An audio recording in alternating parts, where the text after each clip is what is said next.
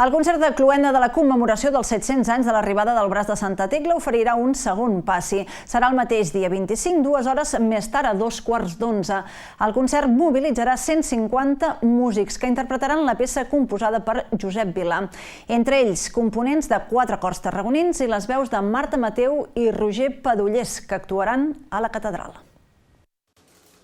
Des d'aquest migdia es poden adquirir a través del web entrades per la segona funció que s'ha programat del concert de cloenda de commemoració dels 700 anys de l'arribada del braç de Santa Tecla.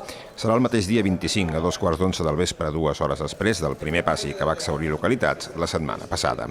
Des del consistori s'ha posat en valor la resposta del públic a una proposta que reivindica el talent local. La Tarragona valenta, culta, la Tarragona que treballa per la cultura, la Tarragona que esdevé compromesa amb la ciutat de manera claríssima, és present en aquest acte.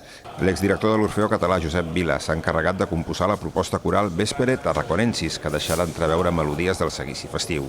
La proposta, coordinada per Xavier Pastrana, mobilitzarà unes 150 persones, entre elles 4 cors de la ciutat de Tarragona, un grup instrumental de 12 vents, l'organista Juan de la Rubia i les veus de la soprano tarragonina Marta Mateu i el tenor vallenc Roger Padullés.